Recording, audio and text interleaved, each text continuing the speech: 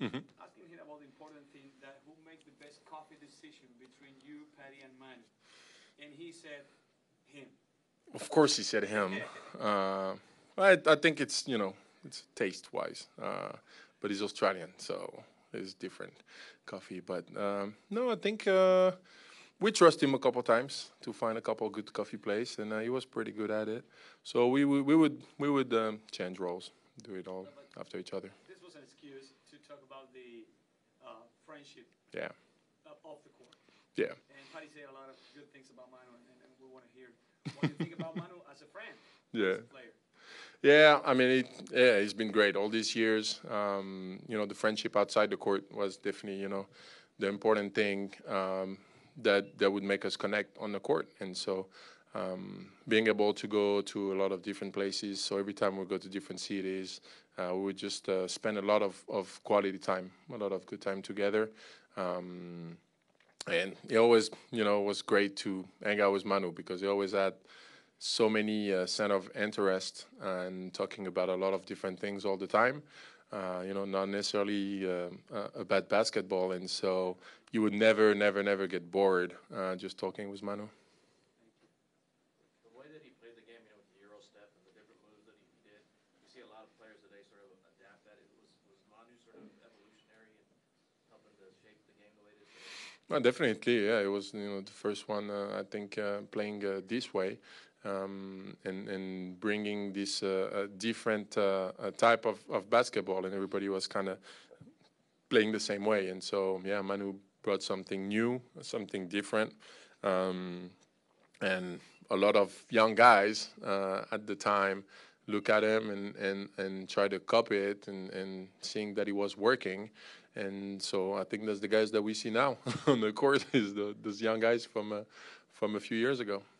First time you saw him play, were you a little surprised or not expecting some of the moves that he made, or you played against him? Yeah, I mean, I watched him play in Europe first when he was playing in Bologna. Is the first time I watched him play, being in France and watching them play there. So I kind of knew he could, do that at that time. But obviously, I was very impressed by what he was doing, and seeing that he could still doing the same thing at a higher level in the NBA was very impressive as well. Boris, what was it about him, the way he connected, from the, like, Pop said it was like a marriage, a good, great marriage from the beginning to the very end, to now, with the fans here. What was it about it that the fans just, you couldn't have drawn up a better player for San Antonio for this community, being Uh, in the culture? yeah, I mean, because he's always, 100% natural. Manu would never be dishonest or lie or hide something. He's always very um, um, truthful about what he's saying, his feelings, and he's also very clear about how he plays. If he played bad, he would say he played bad. He never had excuses of anything. And I think he just had a great connection with the fans. Spent a lot of time with him, and like you say, outside the court, and he would never say no to take a picture. He would never say no to sign an autograph. So very, very available to the people too. Boris, what kind of player does it take, the mindset, when you're good enough to be a starter your whole career, and you're pretty much the sixth man your entire career? What does that say about him? Well, obviously, it says that he's very intelligent and smart and understanding, and what he understands is what's better for the team. And obviously, it was way better and able to play as a starter. But by him coming off the bench, it would bring something on the court. As a second unit, and so he understand that it was better for the team, and so it's definitely somebody that understand that it is a team sport, and the importance of the team is more important than individual, and be able to be recognized as a starter. But I think that despite that, everybody know and everybody recognize that he's a great player, and for everything he was doing. Why do you think, especially the rivals, admire and respect so much to Manu? Well, I think the rival respect him when they figured out that they had a hard time stopping him. That's how you're gonna make somebody respect you. If you're gonna score every time and you're gonna do some moves that you cannot really understand defensively, and you cannot stop, and he's gonna do the cross back and going left, and he still do it. That's when But I mean, you gotta respect that. you can score on me, and Yeah. say, oh, what a terrific player I'm playing against on him. But it's another level of respect that players had with Manu. Besides that, I Yeah, don't know why. because all of it. It's not just the scoring, but also the way he was passing the ball. I think he's really an all-around player. I mean, he was important for everything on the court. Was able to score, was able to pass the ball, was able to defend, and a great competitor. The fire that he has and the competitiveness that he brings in the playoffs. It was remarkable, and that's why people respect that. Did he inspire you? I mean, let's face it, he played with some really good players. Tim, David, on and on, Kawhi, Tony, but which were very skilled players. But did he inspire you? Did he inspire his teammates just by what you said, like that competitive ferocity and that heat that he brought? So did he inspire his teammates? Yeah, for sure. Inspire teammates and the respect, that we have, definitely being a leader, of that team. So, and definitely, all three in that regard, the big three and Manu being the big part of it, inspire all the other teammates to fall in line and play the right way also. And, we're saying about team sport. So he was somebody that was an advocate for that, and everybody follow in line and was inspired by that. I don't know how much you watched him early when he got here, but the way Tim plays, the way Pop coaches, and David, did you think you might have a problem fitting in the way you played with these other guys? Yeah, but I think it went pretty fast. The fact that you adapt to that type of play. But I definitely, the fact that he's smart and the fact that Pop is smart too, to adapt to his game also, and the way Manu was playing, because he didn't have a player that was playing like that before Manu got here, so he didn't have to deal with that. But he definitely adapted also to Manu's game, and it was to the benefit to everybody.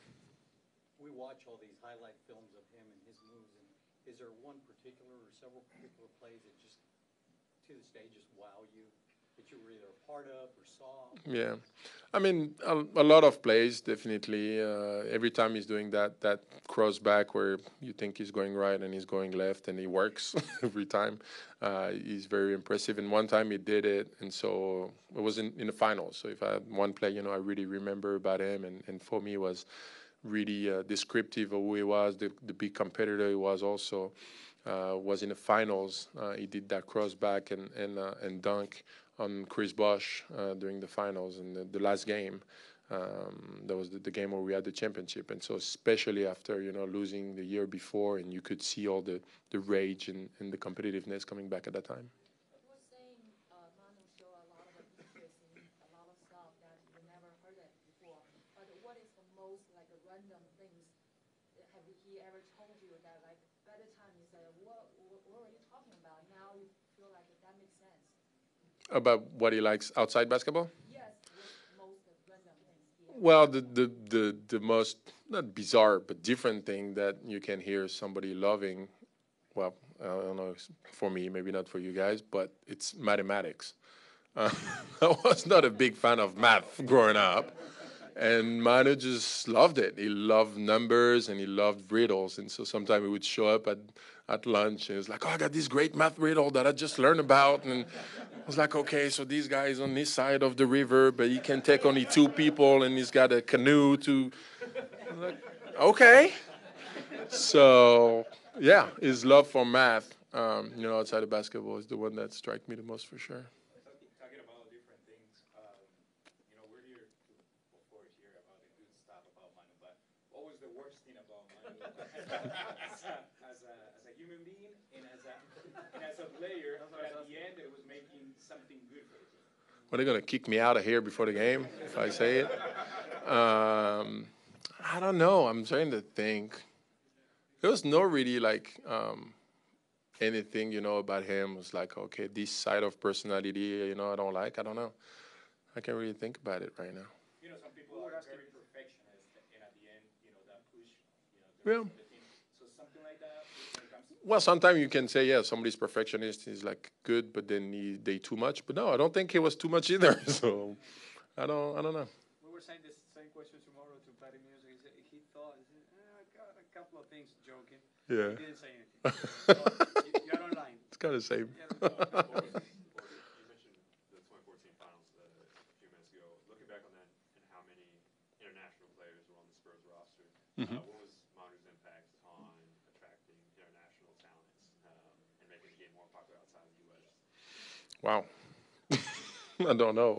I don't know exactly what's the impact on it, and I don't know if I'm the right person to measure it. But for sure, he has international impact, and a lot of people knows him outside the U.S. Because he's Manu and being that international player. So definitely all South America. By traveling to those places, I can know that everybody knows him there, and it's a name that's recognized in a lot of different places for sure. But I don't know if I can measure exactly.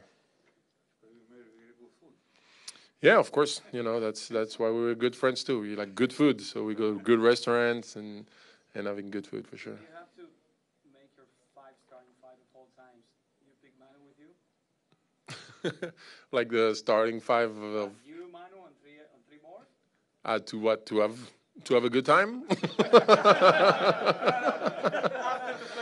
After the play basketball. First play basketball, then? Good Yeah, for sure. I mean, it's something, I mean, it's hard to put somebody that you don't know and somebody that you know and you trust and it's like saying you can go to war with that person, that you trust them that much, being loyal and it's not going to disappoint because, the competitiveness and all that. So for sure, yeah, easy to go with them. Yeah. Thank you. Last one, guys. We got a few others lined up, so one more and we'll wrap it up. In your career, what it mean be part to the Spurs basketball and live day by day with Manu team? Yeah, so I mean, for me, being part of the Spurs was, at the time, being part of that big three. That they were really the image for me, of the Spurs was Manu, team, Tony, and what they represent. And so you knew when you were going there that that's what you were getting into is being able to play with those guys and the image that I reflect outside was that okay, I know I'm going to be with a team of like serious people doing things a certain way. So that's what they definitely represent that the whole image of the Spurs pretty much. Thank you.